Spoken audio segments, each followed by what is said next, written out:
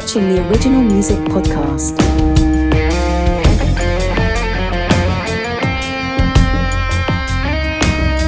With your host, Raymond Hams. While I'm moving, grooving, rolling,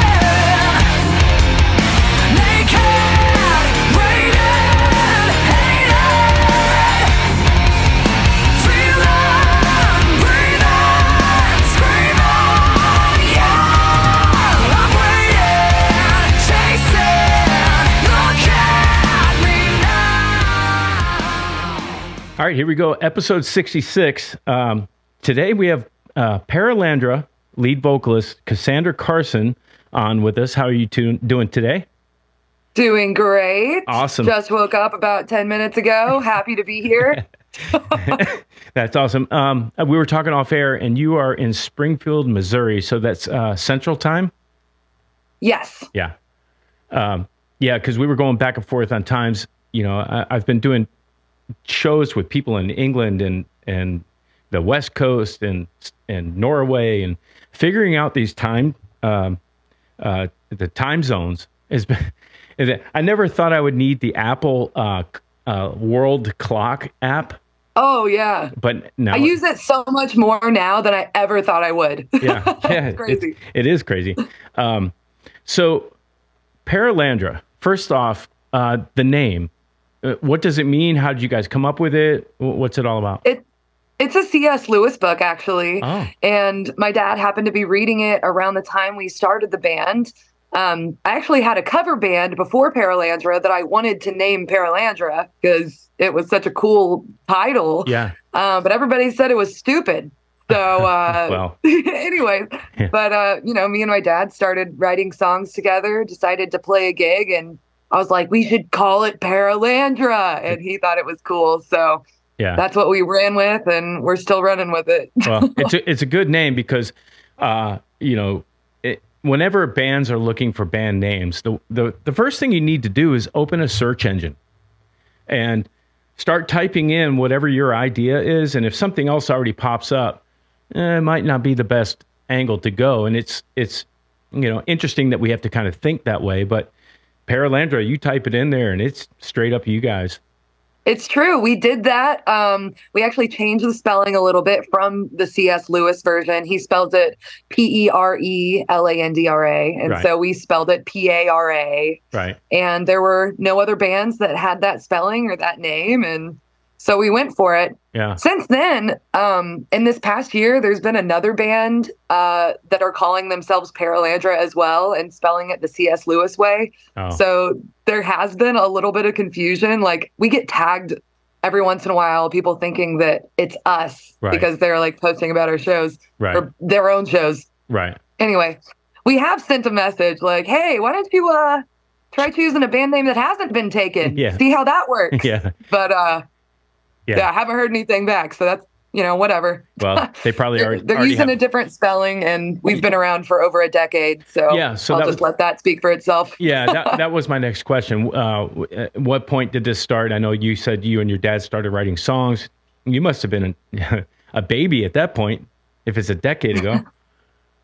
Yeah, I was like, I want to say, I was 13 whenever my dad and I started actually like kind of collaborating on songs, or Right. at least I was showing him songs that I was writing at that point. Right. And then I guess we didn't start collaborating until I was like 18 years old, now that I think about it. Yeah. Because our song Weightless, which is on Street Magic, was really the first ever collaboration that we've ever done.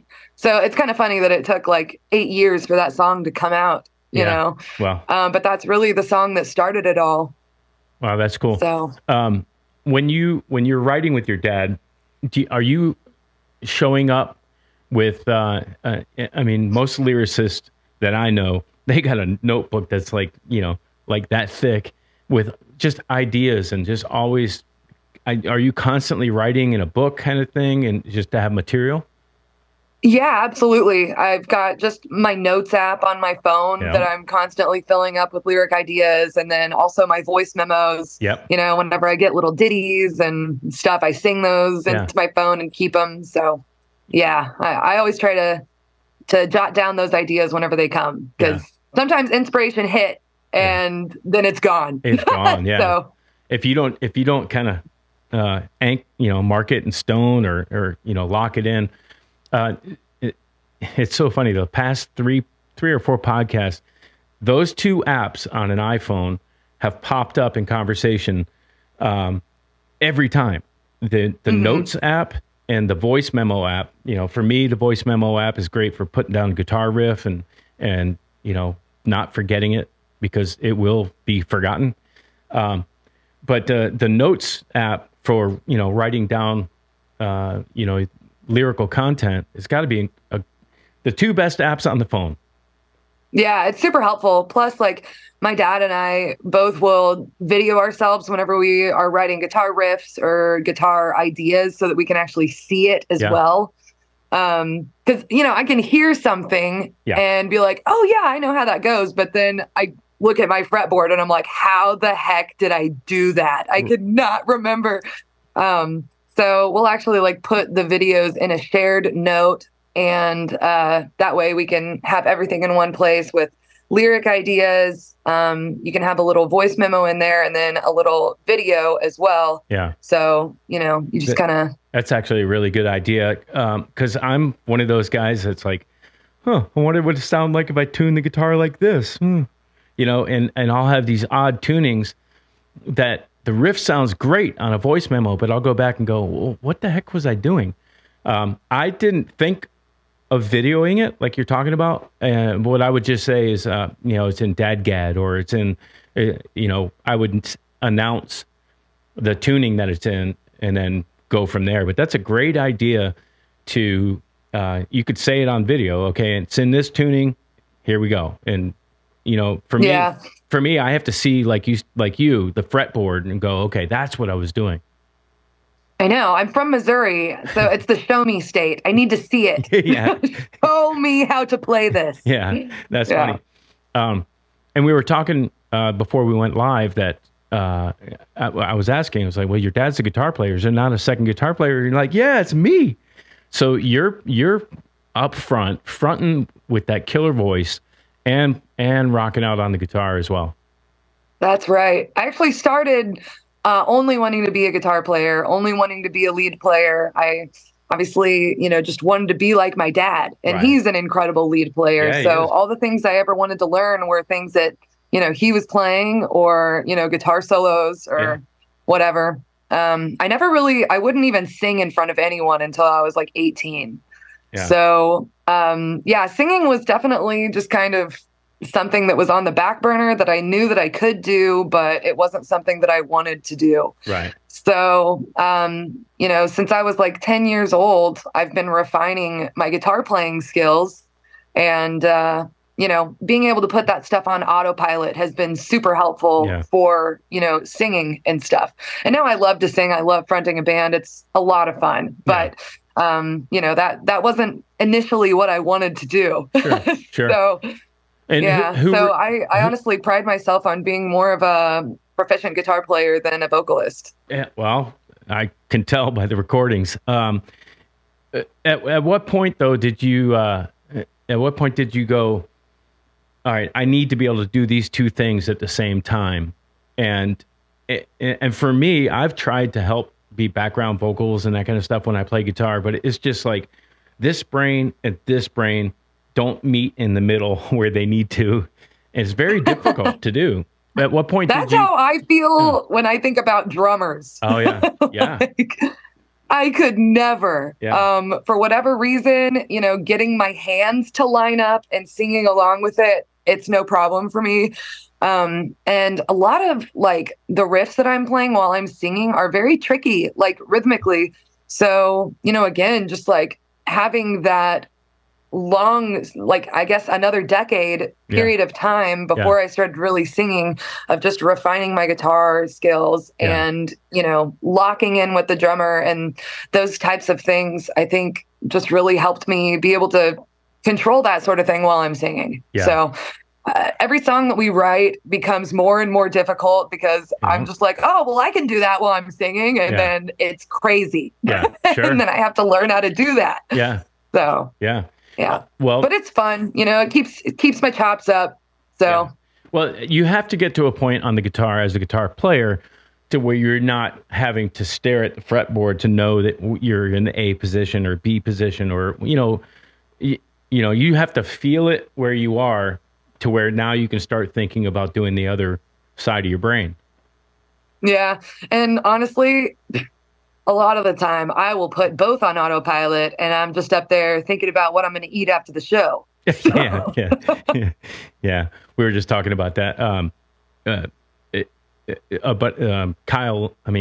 Lyle Manring was on, a country artist, and he was talking about when he's singing a song, sometimes he'll get distracted, hearing a conversation over at the bar over there about chicken Alfredo, and be like, oh no, what's my next lyric? Chicken Alfredo.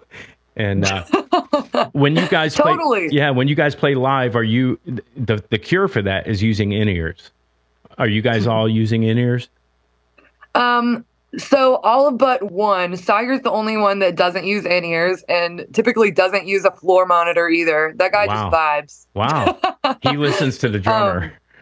Yes. Yeah. So he'll have like a little bit of my dad's guitar in his monitor just because they're on opposite sides of the stage sometimes, if the room calls for it. But and in-ears have literally been a lifesaver, a voice saver for me. Yeah. But my mind does still wander when I have in-ears in. Yeah. So, I'll still like finish a chorus and then be in the middle of a riff and be like, oh, did I just sing the second chorus or the first one? Right. Where are we? Yeah. And just kind of have to like fall into the next section and be like, okay, that's where we are. And do you ever look over at your dad like, Dad, help? Yes. Help. Where are we? Yeah. Yes. That's awesome. All the time. Well, let's check out a track. I want to play Despicable because that was the one I was getting levels on, and it was a banger. Nice. Can you tell me a little bit about this? I saw that Elvis Basquet produced it. Yeah. Elvis produced Street Magic and this latest upcoming release, The Body Electric. Nice. And Despicable was one of those songs that we were just like, we had a tough time with it. Before we brought it to the studio, we had like, I don't even know, maybe 5 different arrangements of the song, that we had gone through, just figuring out what is the best flow for this thing. We had like so many parts, but didn't really know how to put them together. So Elvis was really, really helpful in just helping us like find that flow. Yep. And honestly, like my dad, Dakota, and Sawyer, they were all like, we don't want this song to be on the album. Like, it's annoying. We hate it at this point. Yeah. We've been like pulling teeth trying to make it work, and they just weren't hearing it. But whenever Elvis heard it, he was like, oh my God, like this is a banger. Like we need to work on this song. And now it's probably like everybody's favorite. Yeah. So it's pretty funny. Yeah. It's funny how I'm really proud. And I'm proud of how it came out. Yeah. A lot of times that's the case. You have to have an outside ear, hear something that you guys are so already embedded into it that, it's like, you can't look at it from the 30,000 feet elevation that it needs. Right. And a good producer, if you'll listen to them, will help you steer your song to be the best it'll be. Absolutely. And of course, it takes the right producer to understand your vision and, what you're trying to accomplish as well. And Elvis really got it. Yeah. So, yeah. Well, let's check it out. Despicable.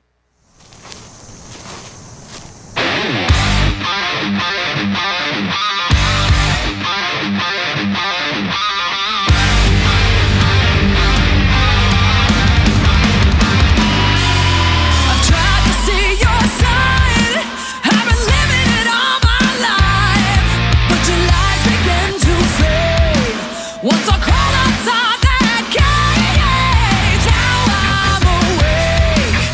I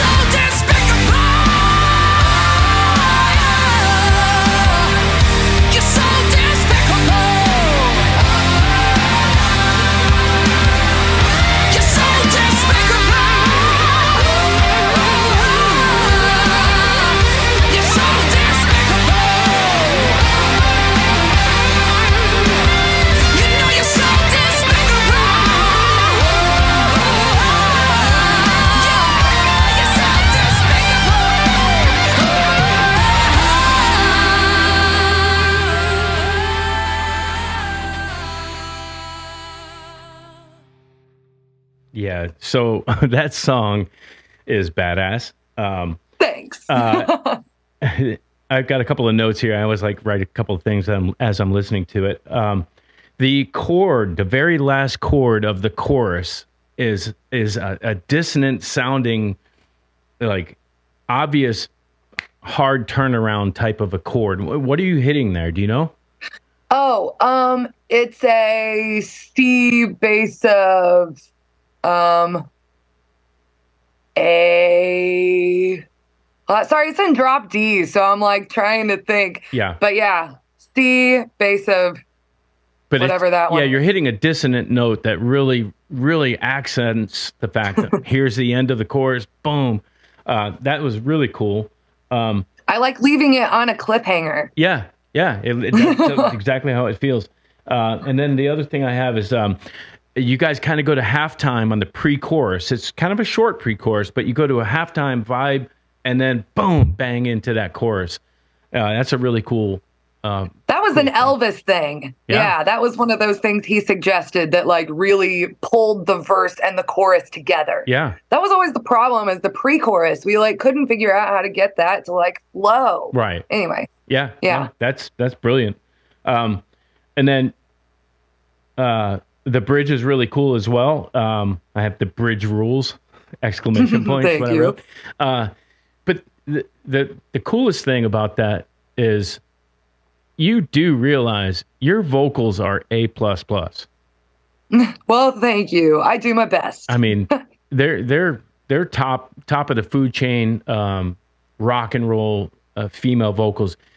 Who are the influences? It has a little bit of a heart kind of a vibe. Who was your inspiration steering you to that style? Mainly Miles Kennedy was Oh. my biggest inspiration. I've been a huge Alter Bridge fan Okay. since their song Rise Today came out from the Blackbird album. And from there till now, I've been a diehard fan. So Miles Kennedy was a big one for me. When I was younger, I mean, I wasn't really wanting to be a singer like I told you, Yeah. but my family watched American Idol whenever it first came out. We would like tape it on VHS on Yeah. Wednesday nights. Yeah. So I was a big fan of Kelly Clarkson for a long time as well. Oh, After yeah. she won that, first season, got her CD, and I really loved her voice, and it's just powerful and amazing. Never really saw myself as like, I want to be the next Kelly Clarkson, but Right. I really enjoyed singing along to her songs in my own time in Yeah. private. Sure. Yeah. Right. Well, I mean, she was, not was. She is, like you said, a big power vocal. Always a massive hook chorus, and just full power, not falsetto, not faking any of the high notes. Going for it. You just happen to have some crunchy guitars behind you. Exactly. Yeah. Right? Yeah. Okay. That's what happened. But If Kelly Clarkson had a rock band, that's what Paralandra is. yeah. Yeah. And I think that's a great quote, actually. So you said drop D. Are you guys detuning? Are you doing half step down? Are you any of that kind of stuff? Because this sounds pretty Right. heavy. So Street Magic was all in standard. We did have like half of the album is in E standard and Yeah. half of the album is in drop D tuning. But then on the Body Electric, we decided to tune everything down a half step. So again, we still have like half and half of the standard drop D, but now it's E flat and drop C sharp. Drop So, C sharp. Yeah. technically. Yeah. My band Hope Sanker it did the same thing. In the beginning of our recording career, we were standard 440, and then we dropped down to E flat, and then detuned to C sharp, and we actually have some songs that we do in drop C. But to me, as a guitar player, and you as a guitar player, it's just so much more fun down there. I mean, having that thick, It's so much heavier. Yeah. Yeah. Something about it is just a little more mean. Yeah. And I like it. Yeah, I do too. I do too. So your dad's influences, he's probably my age, and his style, it sounds modern, but it's got hints of classic rock kind of stuff. He's shredding on stuff. What were some of his influences on The guitar? big one would be Eddie Van Halen, of course. Yeah. He was and is just like the guitar god in this household. Yeah.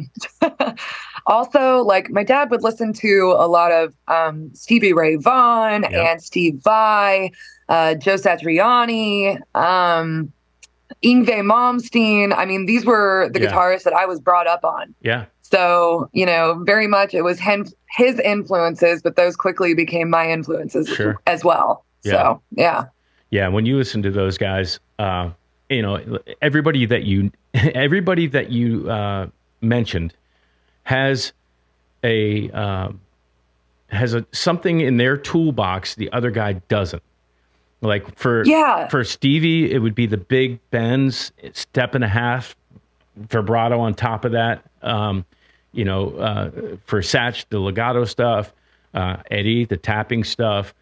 The harmonic minor stuff with Malmsteen. That's so cool that the group of players you just mentioned have something very strikingly them. And that when you study 4 or 5 guys like that, all of a sudden your playing starts having elements of those different players and becomes your sound. Yeah. The one thing that we have talked about, my dad and I, about these guitar players, and a couple I didn't mention that I feel bad now, is like Nuno Bettencourt. Yeah, dude. He's got it Anyways. all. Yeah. But one thing we've talked about is how these guitar players have their own voice through their instrument. And it's so easy for anybody to like pick up a guitar and learn to shred. Like every 5-year-old, on the other side of the planet can shred your face off. Yeah. It's just, that's how it is now. Yeah. But with these players, they have a voice through their instrument that whatever they may be playing, you can tell who is playing it. Right. Like, obviously that is Eddie on Michael Jackson's Beat It. Like everybody knew, even though he said it was a secret. Yeah. Everybody knew. Yeah. And I feel like my dad is the same way, that he has developed a voice of his own through his instrument. Yeah. And very definable, very much like, oh, that is obviously Paul Carson playing the guitar right there, Right. And I think that's the goal ultimately, is to, as a vocalist, same deal, to find your individuality, your X factor that nobody else has, and that human element that can't be taught. Yeah. So you either have it or you don't. And there's some of those things, like with my playing, mine was a Gilmore, Hendrix, Jimmy Page, Stevie Ray Vaughan. I knew that within my toolbox that I was given by God, Eddie Van Halen style wasn't in there for me. And so I never really tried to focus on that style, because I was like, man, I just, and it probably was short-sightedness on my part when I was a kid. Hey, go for it. Push yourself, go for it. But Satriani was the one that kind of, turned me into, oh, okay, well, he's playing nice long melodies and then doing some fireworks at the end of a phrase. That I think I can do, and it's important for any upcoming artist, vocalist, guitar player, heck, bass players. I mean, you're not going to come out of the womb playing like Jaco, but but you should you should listen to a bunch of different players and kind of find out where you fit and then hone it. Yeah, absolutely. My dad was always very encouraging with me and what I wanted to learn. And I did not learn guitar like in a structured way. Right. Like, instead of learning scales, I was like, okay, Dad, got my first guitar. I want to learn how to play Eruption. Right. Okay. So he's like, okay, well, if that's what you want to learn, then I'll teach you how to play it. So he broke it up into sections. Yep. And, eventually I put the whole thing together and performed it for my 8th grade talent show. That's awesome. And same deal, like, I got really into Yngwie Malmsteen and was obsessed with the Trilogy album during middle school. And I was like, oh my gosh, I just want to play something like the Trilogy suite, but that's just insane. And my dad was like, well, you could if you wanted to. Right. Like, now when I think about it, that is crazy. Like Yeah. that to not know any scales, to barely know any chords, and Yeah. then your dad is like, yeah, if you want to learn Ingve, I'll teach you, Right. and let's just start with a little bit at a time. Yeah. That's like how you should be encouraging kids, Yeah. instead of, oh, that's way out of your league right now. You need to do X, Y, and Z first. Well, no, you don't. Yeah. So Yeah. Yeah. You should never discourage any, a growing mind like that from doing anything. yeah. And of course, learning the things that I wanted to learn just propelled me into wanting to learn more things because Right. it was fun to me. Yeah. Learning scales was not fun. No, So that's it not what wasn't. I wanted Yeah. to do. Yeah. And honestly, I know the slightest bit of music theory just from being in band, Mhm. like in middle school and high school. Yeah. But I haven't studied it nearly as much as my dad. He's really got a good grip on it. So honestly, I wish that I had a little bit more basic knowledge, but Yeah. at the same time, I know enough to get by Yeah. and to express my ideas. Yeah. So, yeah, Yeah. you learn where you can and do what you can. But I think ultimately just staying interested in doing what you love and making sounds that you enjoy is Yeah. like the whole point of it. Yeah, I agree. Yeah, I was kind of the same way with the music theory. My dad was a musician and classically trained, and he was always, teaching theory and having us play violin. I was 5 years old, and I was like, "This sucks." It's like teaching. It's like teaching a non-math type person like myself algebra. Like, why do I need to know what X is? X doesn't, Right. it doesn't matter. Is X going to pay my bills? Yeah. Didn't think so. I didn't think so either. I don't think I've ever needed to use it ever. So what was it like always having awesome guitar gear? Because I know if Dad was around, there was nothing but great tube amps and proper guitars. Well, honestly, I wouldn't say that it was all fancy gear. I came from a very humble upbringing, and whereas maybe it wasn't the fanciest stuff, my dad did always have a fun collection, and it was ever rotating. But a few of the staple pieces have stayed. Like he's got this GNL legacy guitar Oh, nice. that is just beautiful. It sounds amazing. He's had a lot of work done to it. Yeah.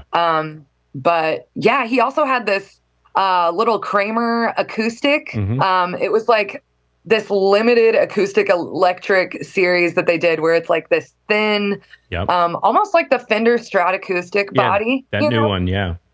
Yeah, so it was like the 80s version of it, like Yeah. the Kramer. It was white and like had the I think it was a reverse hockey headstock Yep. or whatever. Sure. Maybe it wasn't reverse. Now that I'm thinking about it, that might have just been the Nuno guitar. But Yeah, anyways, Yeah. there was always guitars around. There was always an amp to play through, whether it was a fancy one or not. Yeah. Usually not, but Yeah. Yeah. like he had a Hot Rod DeVille for a while that Sure. he used for like his church gigs. Yep. And it was always like he would have his basic tube amp, like the Hot Rod, or what else? He had the Mesa Boogie Lone Star for Yep. a while. Combo. And then, he would kind of like play the pedal game and kind Sure. of switch out pedals here and there to get the tone. Yeah. So I guess it's kind of been ever evolving, Yeah. That's interesting that you say the pedal game because Yeah. it is absolutely a game. I started off with a Thomas Organ wah-wah, distortion pedal. I had a Electro Harmonix Muff Fuzz that was just it was fuzzy and crazy, and as years go by, it's like, oh, I need delay. Oh, I need chorus. Oh, I need octave pedal. And unless you're running into a Fender amp like the DeVille, or if you're running into a channel switching tube head, there's some pedals that you need to learn can't go into the front of the amp. They need to go. Right. They need to go through the effects loop, and it took me decades of walking up to the front of the stage at a name a top musician's concert, going, okay, what pedals are they using? What pedals? What pedals? How are they running that? Once I learned about using the effects loop on my Marshall, then the pedal game started making sense. What are you using currently live? I use just a Boss ME80 effects, and I run it through my effects loop of my Friedman. I've got a Runt 50 stack. Yep. And honestly, like, since I'm singing and I'm playing guitar, I got a lot going on. Yeah. So I like to keep it simple. Yeah. I've definitely tried the pedal game. Yeah. And I've tried, kind of custom building my own boards. Yep. But ultimately it's too much tap dancing. Yeah. I can't deal with that. And I don't want to deal with that. So Right. I don't. Yeah. I agree. I've got my reverb that's always on, just a touch of reverb. I've got my boost, which includes a little bit of delay whenever I'm taking a lead. Yep. I've got my chorus that I'll throw on a clean every once in a while. Yeah. And then, volume tuner. Yeah. So that's really all I need, because I'm using, the dirty and the clean channels from my amp. Yeah. So I really don't need any kind of like extra overdrive or anything like that. The amp sounds beautiful by itself. Yeah. The Friedman stuff is, I mean, it's obviously amazing when you start seeing, like, I'm using a Kemper, and part of the reason I use a Kemper is because of the tap dancing that you were talking about. It's like, this is silly. What am I doing? I can just change from one patch to the next, and it'll have everything that I need on that part of a song, or that song in total. But they kind of still pick on me a little bit, because I still set my Kemper up as if I was just running into, in this case, a Vox AC30. And then on my Kemper board, I've got, delay if you want it, if you don't. Octave pedal if you want it, if you don't. And then the red button is always going to be overdrive for a little bit more for a lead, So I kind of still set it up as, okay, these are my sounds. I'm not going to change, 16 different amps throughout a show. I'm just going to use one amp rig and kind of go.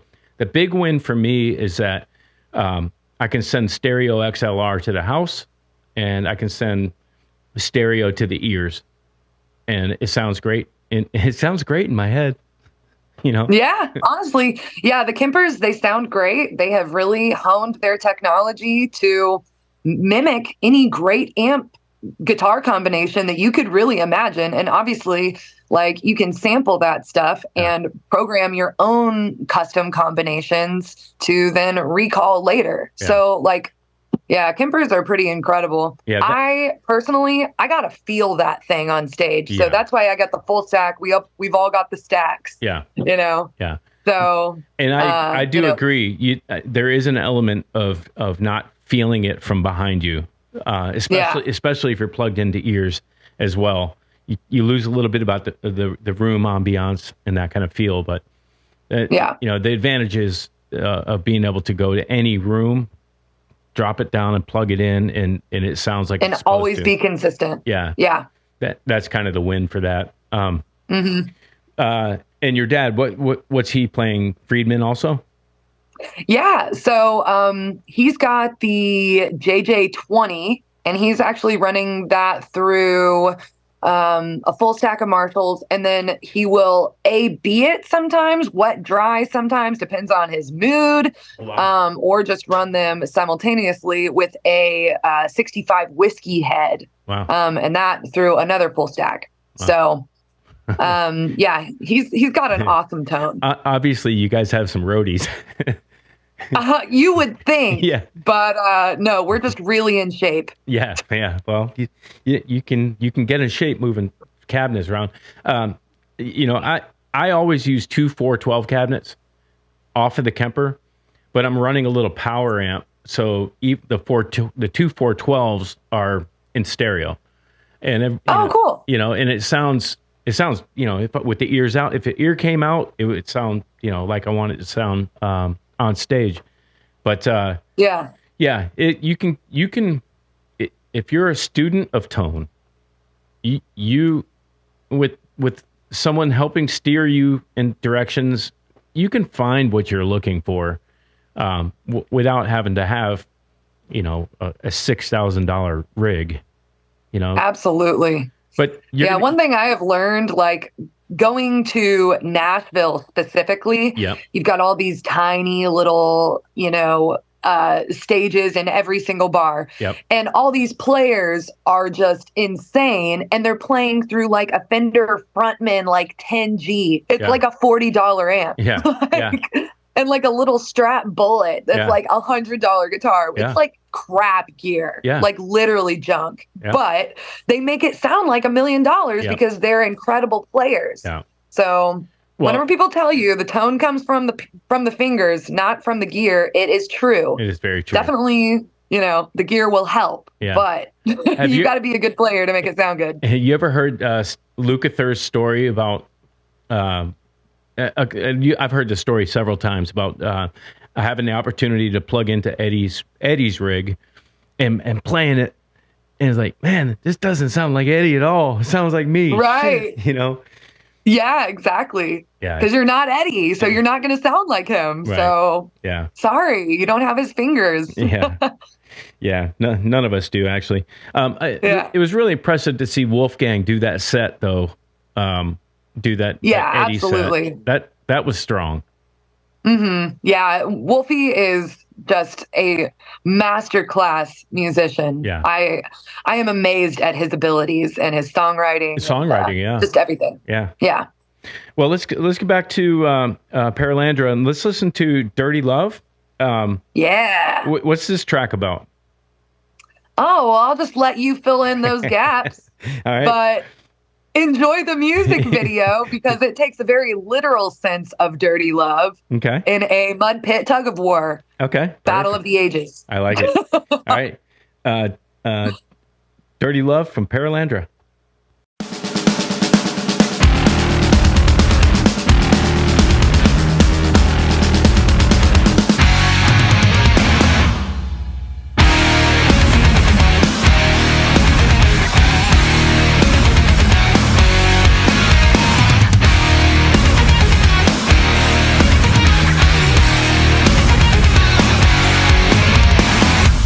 I just can't fight it. You made it right and showed me all the things I had somehow missed before. Got my attention, almost addicted. Pain turned into pleasure and left me needing more. 'Cause I hate what I had before. Well, you're so sweet and fun, but like it rougher than just human touch. Baby, that's my kind of talk. When you get dirty love, your dirty love, dirty love. Don't give me dirty love, your dirty love, dirty love. Don't give me dirty love.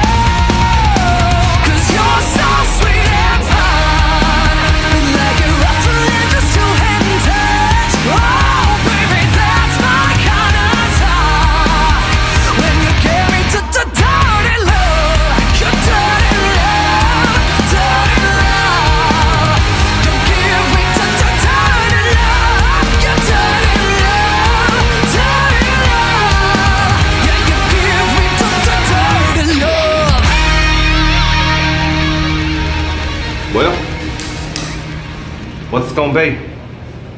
You have to pick a real premiere. I love the trash can ending at the end of that. Have to have it. You have to have it.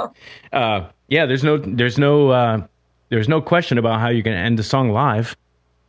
Right. I mean, this was one of those songs that we've been playing live since like 2019. Right. So, yeah. And we finally ended up recording it. That's how a lot of our songs Sure. are. Pretty much all of them, actually. We will try them out live many times, sometimes for years and years before we actually record them. So, yeah. That's actually a good way to do it, because when you go into the studio to actually record it, everybody knows it, and everybody knows it like how it would be live.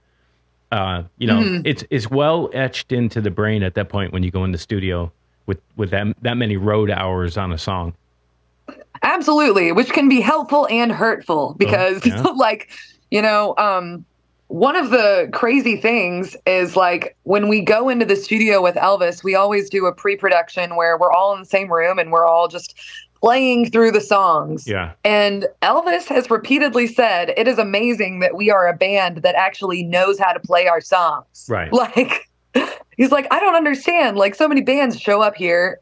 Either they don't have any songs written or they do have songs written and nobody knows how to play them. Right. Like, Yeah. So, yeah, we are very familiar with our songs. We play them live all the time. But then when you get into the studio, things can change. Right. So then you kind of have to relearn these songs that you have committed to muscle memory at this point for who knows how long. Right. So, Yeah. it can kind of bite you sometimes. Yeah. hit or miss on that. Yeah. I've gone into the studio in both of those scenarios. I walked in and the producer was like, "Oh, this is a song we're doing today." I was like, "What is this song? I've never even heard this." "Oh, this is one that, this is one that Harry had or Swift had." It's like, okay. And you have to learn, you have to do it on the spot.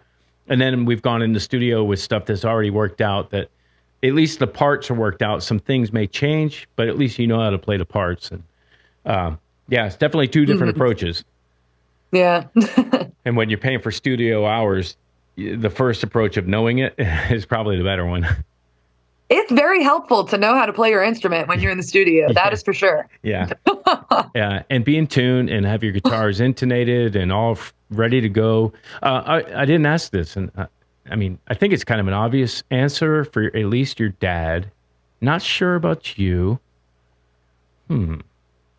Floyd Rose or Solid Tailpiece? I'm a Floyd Rose girl. Nice. My dad would be the Stop Tail. Oh, really? I would have totally thought that to be opposite. It's funny. You would think that. But, my dad plays a Les Paul a lot of the time. Wow. So, yeah, just, the tone of it. There's something about a Les Paul that is unmistakably a Les Paul. Yeah. But my, first guitar that I ever bought for myself, I still play live all the time. It's an Ibanez S770 Poplar Burl. It's gorgeous. Nice. And it's got, the Ibanez Floyd Rose system on it, which is just smooth as butter. Yep. And I've also got a Jackson Kelly that's got the Floyd Rose system. Yeah.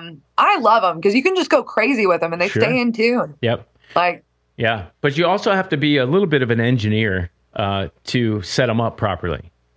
Absolutely. It was something I kind of grew up with. Yeah. Because my dad taught me how to restring guitars on a Floyd Rose. Okay. So that was my basis of my knowledge. So then, going to restringing a regular a Strat or a Les Paul, it was this is easy. Are you kidding me? Yeah. That's actually a good angle. It's give you the hardest thing to learn first, and then the other stuff is so much easier. Yeah. I have recently, I don't know if you can see the Schecters that I'm using back here, but I was always a Les Paul or, Strat with almost the tremolo blocked to where it wouldn't move kind of player for years and years. And when COVID hit and I was locked down, a buddy of mine was like, "Hey, man, try this guitar." It was a Sun Valley Shredder from Schecter.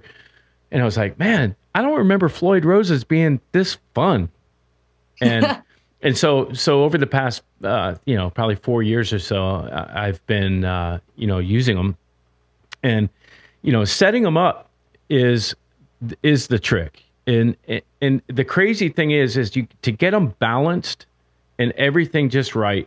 Like, and I also recently switched to 9 gauge instead of 10s, which I've used for 35 years.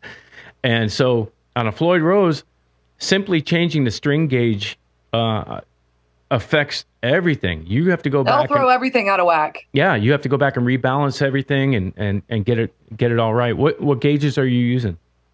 I do hybrids, so it's a 9 to 48. Okay. Is that Yeah, but I use a D'Addario NYXLs. Okay. I love them. Yeah. And they last forever, and they knock on wood or whatever I need to do. They don't break very often. Right. Right. Which I did just break a string at practice like last week, but it doesn't happen that often. Yeah. And with a Floyd Rose, let's be honest, you break a string, even in practice, you better have a backup ready to go, or everybody's waiting around for, 25 minutes. Absolutely. Always have a backup guitar. Yeah. They laugh at me because I show up at a gig with 6 guitars. They're like, why do you need 6 guitars? I said, well, how many tunings do we use? 3? I was like, it's a guitar for Well, there's every 3. Yeah. And then it's a backup for each one of those 3 tunings.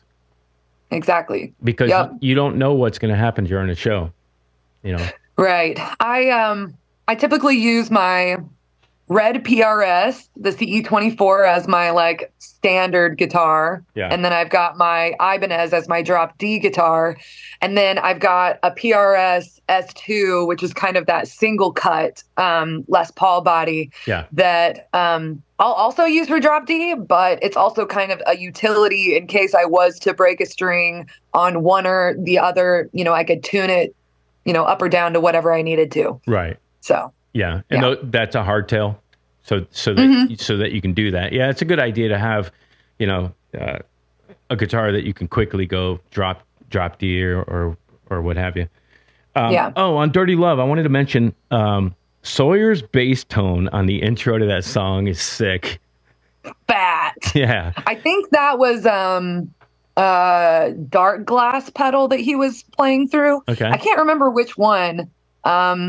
But he used it a lot on Street Magic, and I feel like we brought it back out for Dirty Love. Yeah. Just a gritty, just crazy bass tone. And then I noticed as the song kind of kicked in, it went to more of a standard bass tone. Oh, well, I don't know. It didn't seem Maybe. it didn't seem to be fuzzy throughout the entire song.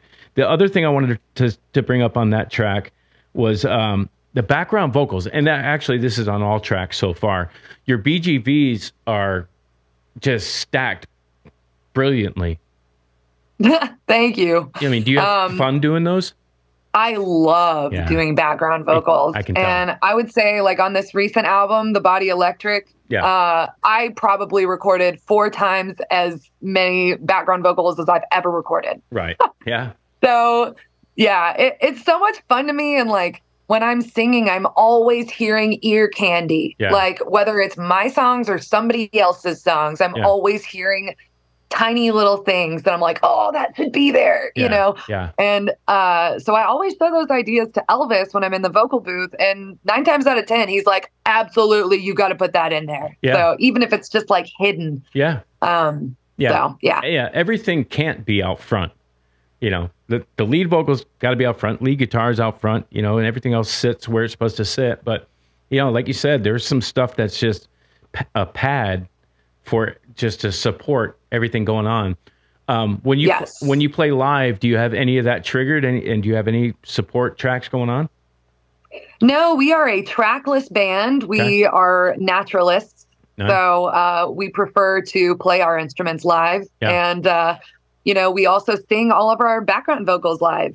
So that's just one of the things that we pride ourselves on. Yeah, that's good. So who else is doing vocals then? Who's backing you up?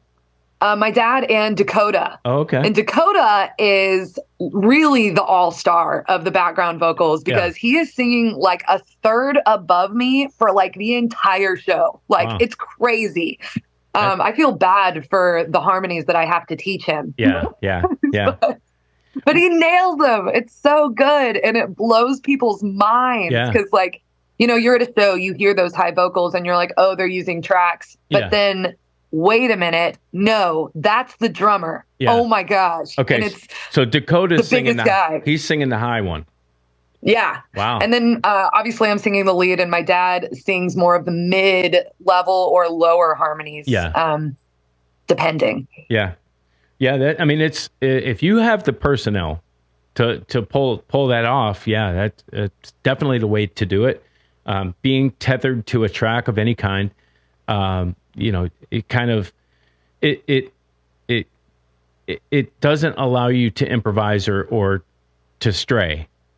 Absolutely. And Yeah. like that's really where we thrive. And like my dad, especially as a guitar player, like he does not play the same thing twice ever. Yeah, yeah. So that's just the kind of player that he is. He's very inspired and in the moment, you know, type of lead guitar player. Yeah. And so a lot of the time things will last longer or they'll be shorter than the recording Sure. or whatever. But, you know, we're always vibing. Yeah. And every single show is going to be a different energy and call for, you know, something different from the audience. Like, you know, you write a set list in advance, but once Right. you get on stage, a lot of the time I'm going to call an audible at some point Right. because it's like, well, we could go into this song that we planned, but it really feels like the crowd is ready for this other song, Right. you know? So skip a song or throw a new one in there.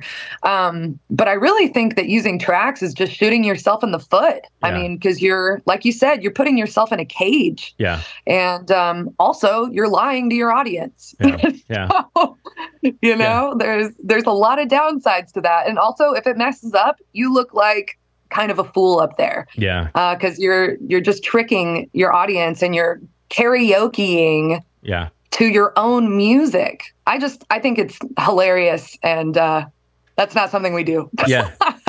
I can tell. And that famous was it famous situation with Falling in Reverse?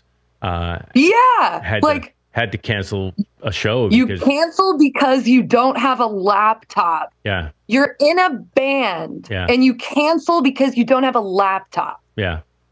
Yeah. Sorry. I was just talking to somebody. I don't remember if it was on the podcast or I don't think it was. It was off air.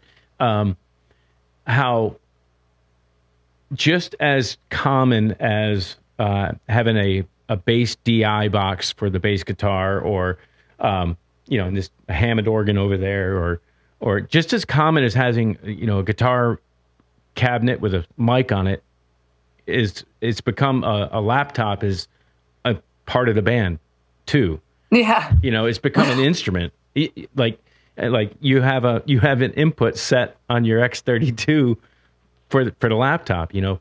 And I go both ways with it because I've got a project like that I did that is everything I've recorded in the studio, and the only way I can bring it live in a power trio is to have some tracks going on. Definitely tethered. There, you know, there's areas where we can stretch and be improvisational, but it's already built into the show. And then there's other bands that I have that are there's no click, there's like you said, there's just random. Hey, we're gonna do this song, and it could be 8 minutes long, or it's been known to be 12 minutes long. You know, Right. and there's a freedom to that I love too. I'll go either way. I don't care. It's just like with my stuff that I did, I have to, in order to present it to the audience as I created it in the studio, and there's only 3 of us, obviously there's going to have to be some help. So Yeah, I get where, you know, I get the perspective for sure. In Yeah. fact, my brother is in a 3-piece band and they're like, they're instrumental. It's like very prog, Yeah, that's like what I'm doing, yeah. thick stuff. Yeah. And they do use a little bit of tracks. Yeah. And I definitely give them a lot of flack for it. yeah, I'm sure you do. But we play together a lot and they're incredible musicians as themselves. I don't think they need the tracks. Yeah. They rock it, just the 3 of them. Yeah. But the tracks do add just a little bit of Ambiance. fullness, Yeah. you know, the ambiance. But you get that in the CD. That's my whole argument is Sure. like, there's a time and a place for adding the orchestration, for going all out and like doing every idea you Yeah. can think of. That's what the studio is And- for Kansas. Right. Yeah. And then when you're on stage, you're showing what you can do live. Right. So for me, that's where the disconnect happens. It's like, Yeah. okay, well, if you want those parts in there so bad, get a keyboard player, dude. Yeah. Because There is that. honestly, they'll be bored because you use so little tracks. Like, why are you even putting them in there at this point? Right. Yeah. Like just Um, pads for transitions, like a church service kind of a thing, Yes. Yeah. Like- So that kind of stuff turns me off a lot. I feel like it's overcompensating for that. Like it's like when a guy drives down your street in one of those giant trucks and they took the muffler off. Yeah. Like that's what it sounds like to Yeah. me. Yeah. It's like you're just flexing, but we're not Yeah. really flexing anything. Yeah. Like, you know what I mean? Yeah, I think that comparison is a little different in Atlanta. In Atlanta, we would have like I'll just say it, like a small little rice burner car with a 4-cylinder engine that has no horsepower, and they put on a muffler that's this big and as loud as can be, and it just sounds like a screaming rat. Yeah, that's my comparison. Right. It's just like, okay, what are you trying to prove here? Yeah, Like, great, you have a loud car. Yeah. Like, what am I supposed to say to that? But like, same thing with like live bands with, I get what they're trying to do. They want to put on a professional yeah, performance. They want it to be like top notch. yeah. Everybody's perspective of what professional and top notch is different. Sure. So that's another thing to consider. Well, yeah. For me, I respect humanity Yeah. and I respect people who can get up on a stage and perform at that level yeah, for real. and for 90 minutes. Yeah. Yeah, that's the other thing. The length of a show is, when you have a 45-second, transition of music and video triggers. So like my show, everything's synced and triggered to video. And, so the only way I could trigger video and us be in sync was to use Ableton and to create that to happen.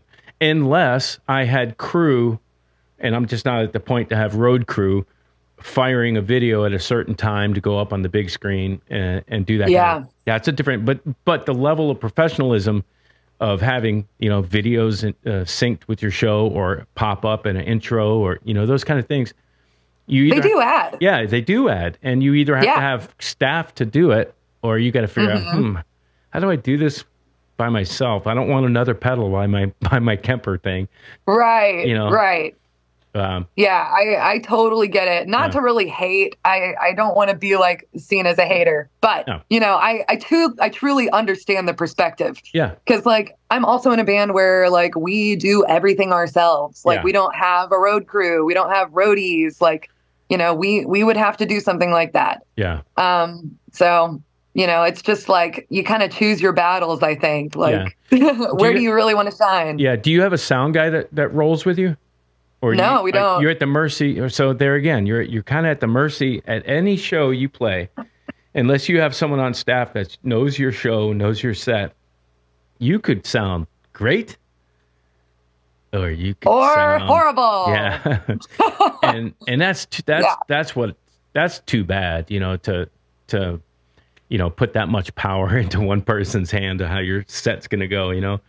Most of the time it Dude. turns out okay, but man, what's your worst sound situation at a live show, and what's your absolute best? Can you name those two? Oh my gosh. Well, I had one of my worst situations like just a couple months ago. Oh wow. We were playing a private party and it was a lot of fun for sure, Yeah. but it was such a small room Right. that like just having a drum set in there Yeah. was killing your ears, Yeah. let alone like trying to bring the amps up to match the drums. Yeah. Like it was insane. So playing in tiny little rooms that are not built for rock bands, that Yeah. don't have sound absorption panels, that, are literally made of just like rock walls everywhere. Yeah, yeah. That That's- will make for a horribly sounding night. Yeah, So, that's where like I have an electric kit in the studio here for rehearsals, just for that reason. yeah. You can mix it to where it sounds like my old Pioneer 100-watt home stereo system sounded in the 80s, crisp and clear, loud but not abusive. Yes. But Honestly, like we used to have it's my brother's. Now that I'm remembering now. We used to have an electric drum set here that we practiced with, but yeah, he took it with him when he moved out. yeah. Well, But they're handy for that, yeah.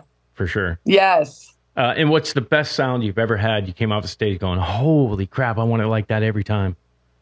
Oh, okay. It was also just recently. It was in St. Peters, Missouri at Diamond Music Hall. Oh wow! And that was one of the best sounds I think we've ever had on stage and from the audience. Right. So Fun to have. just the in-house sound guy there happened to be really good at his job. Wow. So And well, sometimes you look out. yeah, those kind of guys, you'll get the ones that care, and just it'll sound great for everybody. Yeah. Have you ever had I hate to even say it, but if you ever had a gig where you loaded stuff in the trailer and you came back out and it was gone? Anything ever bad like that happen? No, thankfully. Yeah. Another knock on wood situation. Yeah. Yeah. Yeah. Well, Thankfully not. yeah. It always amazes me because I'll always bring out stuff and I'll have one of the guys, all right, stand watch. I'll bring everything out. Somebody stay out here and just make sure everything stays in place. Because that's having something stolen. I had a guitar and a laptop stolen once, and it felt so abusive, personal, like to my soul. Seriously. How can you not take that personally? Like, it's so dumb. Even though it wasn't a action. Like I'm going to make this guy's life suck. Yeah. Like clearly that person had their own drive of why they had to steal a freaking laptop and a guitar, Yeah. but it doesn't make it right. Right. And they probably had no idea that it was even in my car. It happened to be, I had done a show the night before, late night getting home, early morning going to work, pull into work. Oh man, I forgot I left I should have taken my guitar and my laptop bag in to work. Mm-hmm. And that's where, you live and learn. Yeah, Look at absolutely. Actually, now that you mention it, when I was working at a local music store, one of my coworkers had his laptop stolen out of his car. Yeah. And like a bunch of stuff out of his gym bag. Yeah. Like, why are you going through people's gym bags? Yeah. Gross. Well, that's where we're at now. I mean, nothing's off limits for theft. Yeah. Well, let's check out this track. Look at Me Now. And was this done at the same sessions with Elvis? Yeah. So another track on the Body Electric that will be coming out here in a couple weeks. Awesome. And yeah, this was one of the songs that we wrote, like, I would say maybe 2 months before we went into the studio with him. So okay. whereas, some of the songs are like almost a decade old, some Yeah. of the songs are Fresh. very new and Yeah. fresh. So yeah, this was one of the new ones. And I attribute it as like a follow-up to our song For the Record Oh, okay. off of Street Magic. Cool. So yeah. All right, let's check it out. Look at Me Now, Paralandra.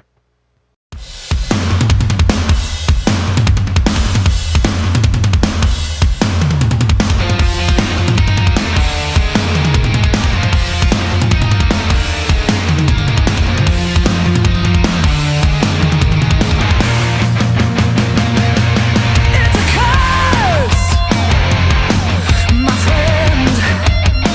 Permanence of the words to the end.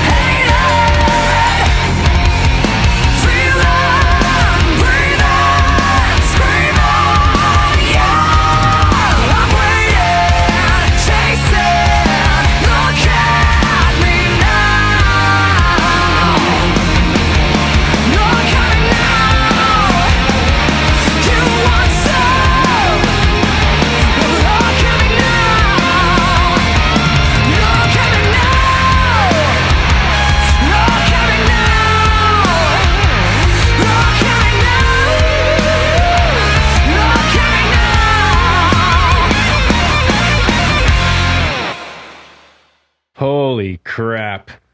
Ah! The Whoa! what happened? I don't know, but that was cool. That was cool. What happened? How did that happen? I have no idea. All right, we're gonna have that. I didn't have you. Oh, there it is. This That is what is- triggered it. Yeah. That's awesome. That triggered it. Is that I think so. a Zoom on the Zoom app? Yes. Yeah. Oh my goodness. Dude. All right, Cassandra, we have to talk. Learn something new every day. The B side to the chorus. I'm moving, I'm grooving. The second time that you do that, there's like a dissonant harmony that's happening, and you're just going to the sky with that vocal. Yes. That is unreal. It's Well, unreal. thank you. Holy crap. I had a lot of fun with that. And- Elvis was the one that suggested the kind of like James Bond Yeah. harmony on that third chorus. The chromatic almost. Yeah. It really sets off the B side of the chorus there, and the riff down down down down down down. You know, the riff stays the same, and what makes it work is, like Elvis said, the vocal melody change. It's brilliant, absolutely brilliant. Thank you.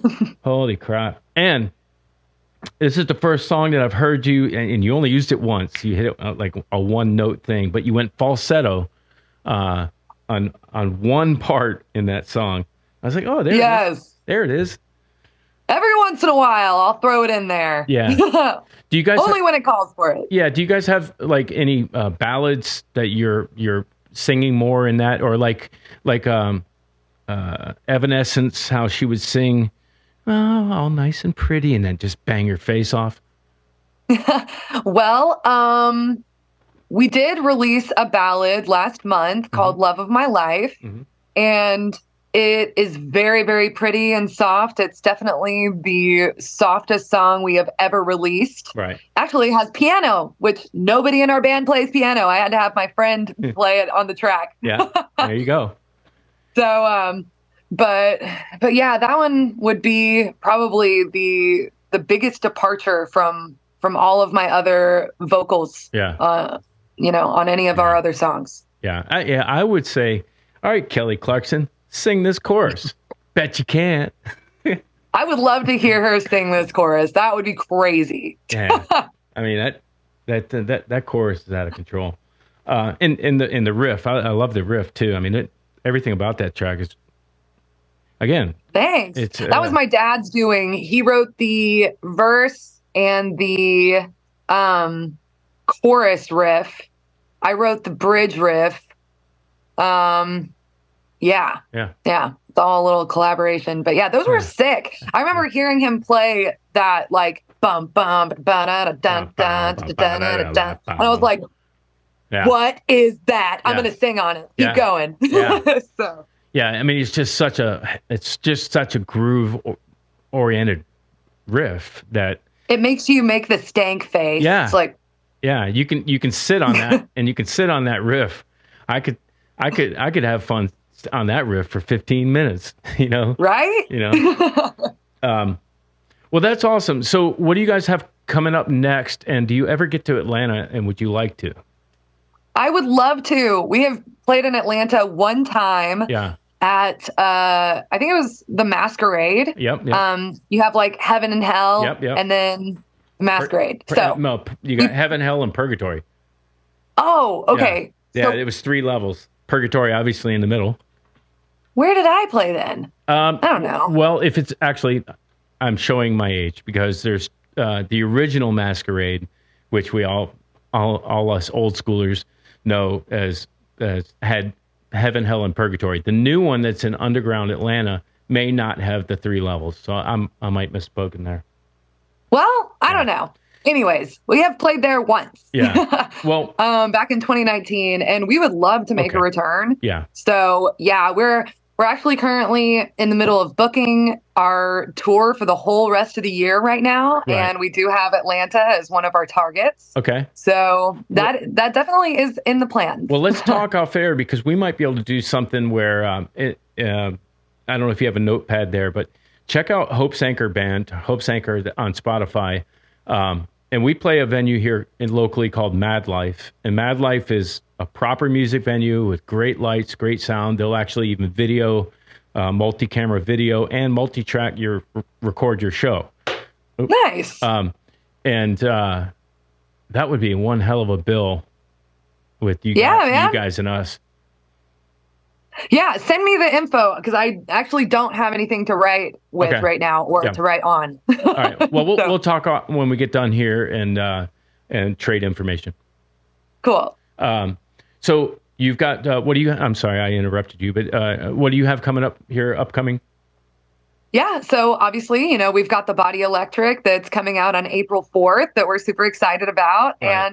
And we've got lots of tour dates pouring in this year. We've already got a lot of really cool ones. Like we'll be playing with Lita Ford and Warrant in Las Vegas in June. And then we'll be with Lita and Vixen in Oregon in August. And then shortly after that, we'll be with Seven Dust. Yep. I saw that. Yep.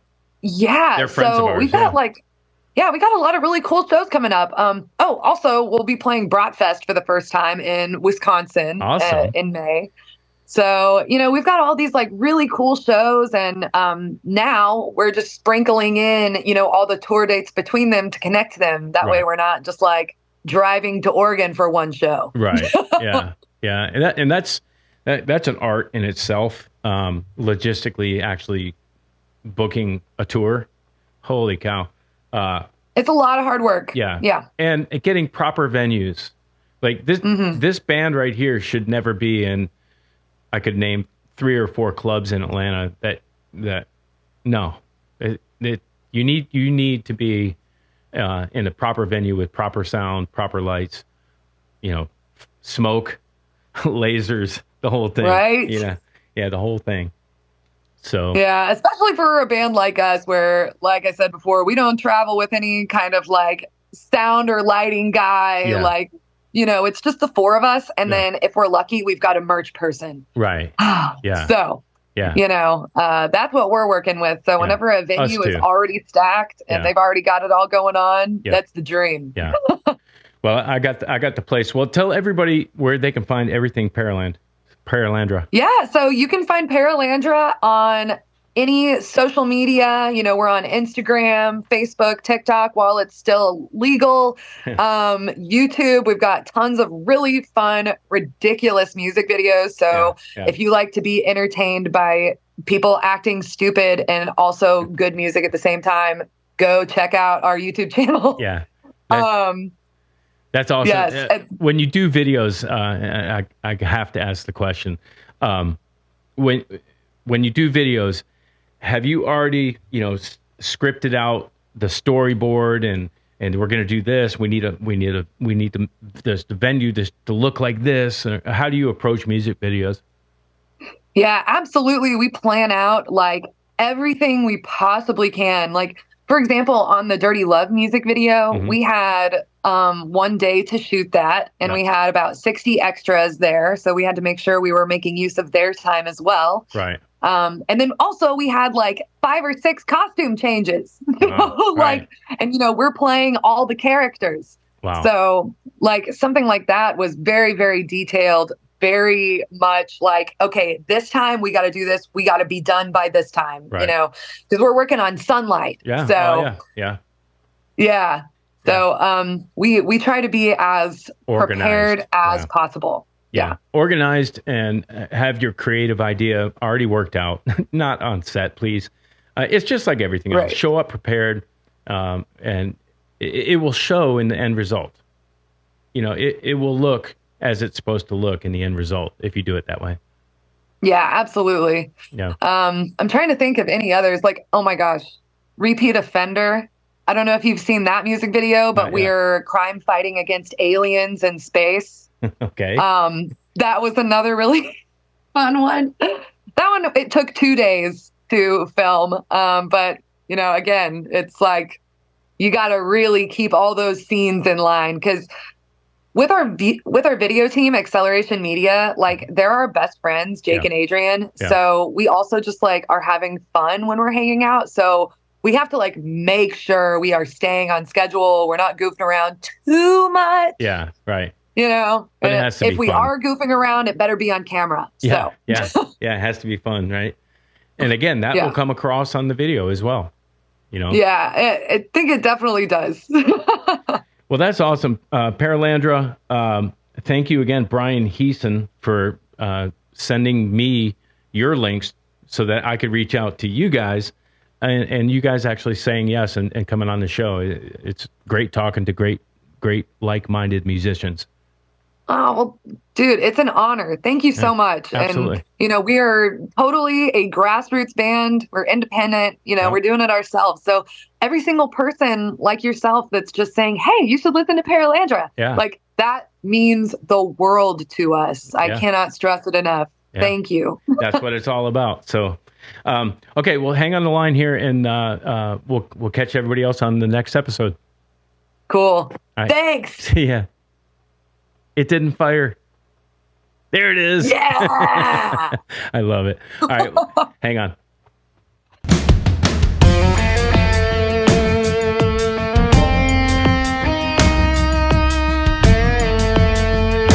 You're watching the Original Music Podcast.